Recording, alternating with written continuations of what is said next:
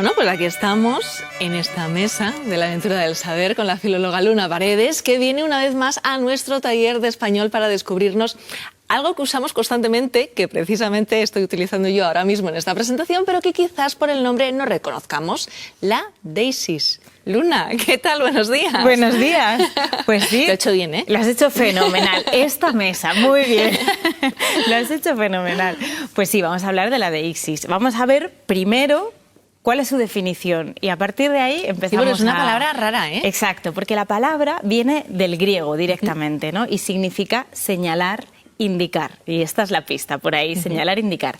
Y lo que dice la definición es que, bueno, lo primero que nos dice el diccionario es que es una palabra, un término lingüístico, o sea, especializado para este territorio, para este terreno. Y dice el diccionario que es un señalamiento a una persona, un lugar o un tiempo o a una expresión lingüística mediante ciertos elementos gramaticales. Y además, como siempre, el diccionario nos da mucha más información y nos dice que hay deixis anafórica, catafórica, ostensiva. Bueno, todo esto lo vamos a ver, pero por muy rara que nos parezca la palabra, como tú has dicho, es un fenómeno que hacemos a diario. Sí, sí. Es que a diario hacemos magia con la lengua, hacemos magia con la lengua y la deixis es un fenómeno mágico. Es lo que nos permite entender a nuestras madres o a nuestros padres o a nuestros abuelos cuando nos dicen dámela esa que está en el S con el este. Esto, que a todos nos suena, es magia con la lengua, ¿no? La deixis nos permite reconocer a qué se refieren con esa frase tan absolutamente incomprensible, ¿no? Bueno, la deixis es un procedimiento de referencia por el que establecemos vínculos entre distintas partes de nuestro discurso. Gracias a la deixis podemos nombrar algo sin necesidad de estar repitiendo, ¿no? Sin necesidad de decir tú te llamas Mara, tú eres rubia, tú tienes los ojos bonitos, ¿no? No necesitamos todos esos pronombres porque hay elementos gramaticales que nos permiten no repetirnos constantemente. Pero además, la deixis es un fenómeno que nos recuerda una y otra vez que la lengua se usa en un contexto. O sea, que siempre hablamos desde un lugar, un tiempo, un espacio determinado, ¿no? Y que la lengua, en primer lugar, es oral. Luego ya hay mecanismos y el texto tiene mecanismos de deixis que imitan o establecen comparativas, ¿no? con la lengua oral, ¿no? Pero lo importante es entender que la lengua se establece en un contexto, se establece aquí y ahora. Y por eso somos capaces de entender frases como lo que está a mi izquierda. Esto solo se puede entender si tú sabes dónde estoy, cuál es mi izquierda exactamente, pero si giro, mi izquierda cambia. Y si vuelvo a girar, mi izquierda vuelve a cambiar, ¿no? Y lo que está, todo eso que está a mi izquierda, es diferente en función del contexto. O sea que la deixis es un fenómeno mágico de la lengua, que no nos damos cuenta, pero somos mágicos cuando hablamos. Me gusta a mí. Claro. Ese concepto, sí. O sea que las palabras mi e izquierda tienen propiedades deícticas y dependen del contexto comunicativo, ¿no? O sea que tenemos distintas palabras como los pronombres determinantes demostrativos, esto, esta mesa, ¿no? Que decías tú antes, ese, aquella, hay adverbios demostrativos, aquí, hoy, mañana, adverbios que nos permiten localizar, contextualizar, entender también el contexto en el que estamos hablando, ¿no? Pronombres personales, nuestra, mía, sí, suya, ¿no? Tú. Verbos, los verbos nos indican, ya solamente con decir un verbo ya sabemos a qué personas y en qué momento estamos hablando, por su flexión de personal y de tiempo, o incluso de modo, ¿no? O sea, los verbos nos ofrecen información deíctica, del contexto, gracias a la cual no tenemos que estar diciendo vosotros, sino con decir habláis, ya sabemos. Claro. A quién nos estamos refiriendo, ¿no? Y hay algunos verbos de movimiento como ir, venir, traer, que tienen también propiedad deíctica, porque traer implica de un lugar a otro hacia normalmente donde habla el hablante, ¿no? Tráeme, ven o vete, ¿no? Tenemos determinados verbos de movimiento que tienen esta propiedad deíctica. Y hay distintos tipos de deixis. Hay una deixis personal, que se refiere a las personas, temporal y espacial. Estas tres son las más comunes, las que normalmente conocemos cuando hablamos de una persona, de un momento o de un tiempo, de un lugar o de un tiempo, ¿no? Esto es lo más frecuente. Pero además de eso tenemos, y las vamos a ver, la deixis ostensiva, que habla de los gestos que hacemos cuando hablamos, la textual, que es los mecanismos gramaticales que utilizamos en el texto porque nos falta el contexto cuando estamos dentro de un texto, ¿no? La cuantitativa y la de modo. Bueno, estas las vamos a ver, pero sobre todo nos vamos a enfocar en las tres fundamentales, la deixis personal, temporal y espacial. Y vamos a empezar por la primera. La deixis personal se refiere a las personas que aparecen en el contexto comunicativo, ¿no? Y tenemos pues mecanismos como los pronombres o las terminaciones de los verbos, ¿no? Lo que hemos ido diciendo. Y es lo que nos permite, por ejemplo, decir frases como: las lentejas de mi abuela están riquísimas. Ella tardaba, ¿no? Esos pronombres personales permiten que no estemos diciendo las lentejas de mi abuela están riquísimas, mi abuela cocinaba, ¿no? Y mi abuela le ponía, y mi abuela, sino que tenemos... Es demasiado repetitivo, ¿no? Exacto, la deixis nos permite que nuestro discurso sea más rico gracias a todos estos mecanismos. Son mecanismos un poco de sustitución. Utilizamos unas palabras en sustitución de otras, ¿no? Los pronombres funcionan así.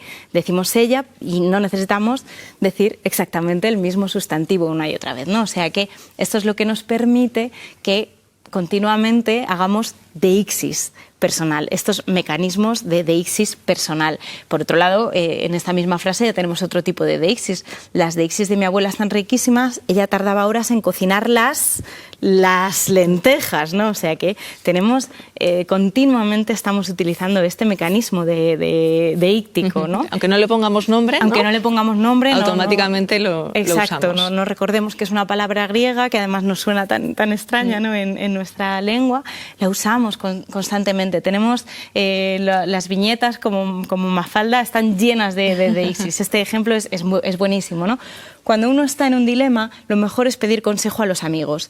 Si yo fuera vos, lo que haría, yo en tu lugar, yo que vos agarraría, al final logro enterarme qué cuernos haría yo en mi lugar si yo fuera yo, ¿no? O sea, tenemos referencias de ixis personales constantemente, ¿no? O sea, utilizamos este recurso, hacemos magia con la lengua y no nos damos cuenta de lo que estamos haciendo, porque además es muy intuitivo. Este procedimiento de referencia es absolutamente intuitivo, necesario para comunicarnos sin tanta palabra, ¿no? y con la referencia concreta. Bueno, por otro lado tenemos la deixis temporal, que nos permite localizar cuándo suceden los acontecimientos, ¿no? Ahí tenemos adverbios, hoy, mañana, pasado mañana, anteayer, tenemos adjetivos, las navidades pasadas estuvimos, ¿no? Y ya nos permite, ese adjetivo nos permite localizar cuándo, en qué momento temporal, ¿no? Nos estamos hablando, las terminaciones de los verbos, viniste, vienes o vendrás, ¿no? Las diferentes tiempos verbales, pasado, temporales. Exacto, el pasado, el presente y el futuro. Así medimos el tiempo, ¿no? Por las cosas que han ocurrido, que están sucediendo o que van a suceder, ¿no? Pues los verbos nos ayudan a esto. Y expresiones temporales que tenemos, pues el martes estaré en el auditorio, ¿no? Normalmente son expresiones con un sustantivo que nos permiten localizar cuándo sucede algo, ¿no? Y el martes estar en el auditorio no se entiende si no hay un contexto. ¿A qué martes me estoy refiriendo? Pues solamente desde el contexto de hoy, por ejemplo, ¿no? O sea que todo esto nos ayuda siempre a localizar la lengua y a llevar la lengua al contexto comunicativo en el que estamos hablando. Por eso es un fenómeno tan rico y tan mágico a la vez, claro. Por otro lado tenemos la deixis espacial o locativa, que expresa un lugar en el espacio. Pues tenemos determinantes y pronombres demostrativos. Esta mesa, que decías tú antes, esta mesa es más grande que aquella. Tenemos adverbios demostrativos, estamos mejor aquí que allí.